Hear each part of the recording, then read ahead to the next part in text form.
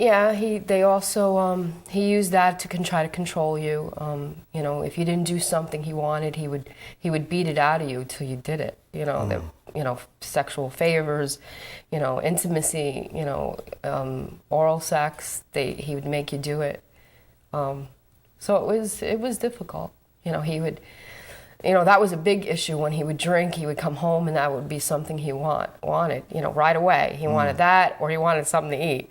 You know, and you would pray that he would either fall asleep or be hungry. Yeah, or be hungry. So, yeah. So it was very difficult with him. You know, it's hard because everyone feels embarrassed, but you know, it is something that happens. It's a way of life. With an alcoholic, they abuse you in every aspect that is possible. So. Why didn't you leave? Well, it's difficult when you have 3 children, and in the society, they put you in the worst neighborhoods when you want to go out of that environment. And really, who wants to go into an environment where you have, I hate to say it, other drug addicts, other alcoholics, child molesters, all in these bad neighborhoods? I wanted to make sure my kids were in good neighborhoods. And that's why I stayed.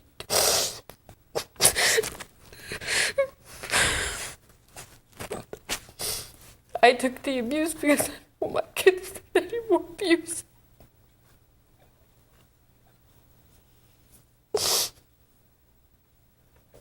Sometimes they don't understand that because they don't remember. You know, they praise their dad a lot. They didn't see a lot of behind the scenes No, stuff. they didn't. They didn't see the things that I went through. You know, it's their father, and they praise him.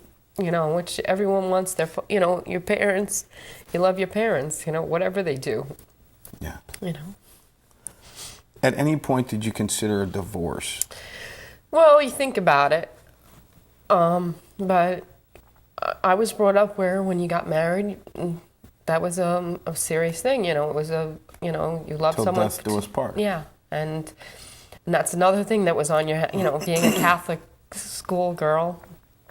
You know, that's a no-no in the Catholic Church to go through a divorce. So you try everything possible to try to make things work, you know, and you try to, you know, let things go, and you try to, you know, to believe he's going to change, and he keeps saying he's going to change, and every time he hits you, the next day is another day, and he says he's sorry, and you know, and you go around with life. Seems going like back just to work. a roller coaster of emotions, or a roller coaster, like a merry-go-round. You know, Yeah. just a vicious circle that continues. Like, you know, you're married, and then you have the honeymoon after the violence, and then you want to believe. And I was going to say, at any point did you believe he could or would change? Because you mentioned he did have 6 months of abstinence at some point. Well, there was a lot of those, you know, being Sporadic. married. Yeah, there was a lot of those. I was married, you know, 15 years, and he died in 2004 of October of 2004 of lung cancer. So, you know, there was a lot of different times he had gone for drug help, you know, through his work. He had gotten in trouble, and they did a program for him, and I used to go after a certain amount of period of time because they're not allowed to talk to anybody for the first few weeks or months, whatever it was. And then when I was able to go to the hospital to see him, it was like you saw that no more alcohol in him, and you almost cried. Yeah. They're seeing him because you think, oh God, Finally. finally. But that was short-lived, you know. Unfortunately, he'd get out, and then he said, let me have one beer. And I guess that was my fault, too, where it says, oh, maybe one beer ain't going to hurt, you know, if he would stop at one beer. But that's enabling him. And that just started the whole thing over again. Looking back, I should never allowed him to have one beer, you know, or say, you know, no, you can't have it because then you're going to go right back, you know. But you want to make him happy, and you figure, well, if one beer is going to make him happy, then maybe he'll stop at one beer. But that was the big mistake. You know, every time he would do that, that was the biggest mistake, is to start back up again. At what point did you realize long-term change was unlikely, that he wasn't going to change? In his case, I never never saw it. You know, he died drinking and smoking. You know, he always wanted it and he always got it. You know, if it was through friends, he never got it from me. At the end, I would never buy it for him. Cigarettes I did because he was dying of lung cancer and it wasn't illegal, and so I used to get him cigarettes, but that was it. That's the only thing. And even then we had to watch because he was on oxygen. So, and that was another issue with him with when CPS gets involved, and a lot of times they saw the oxygen and him smoking. It was a danger.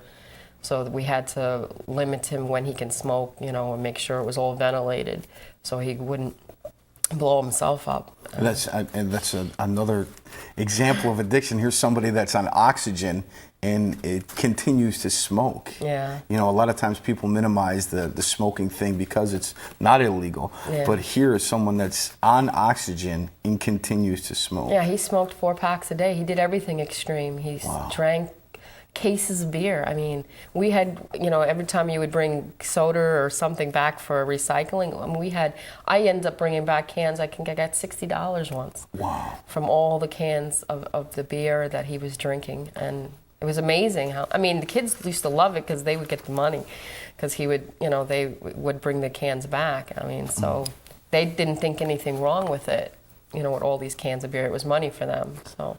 Before his death, had you ever had thoughts of suicide yourself?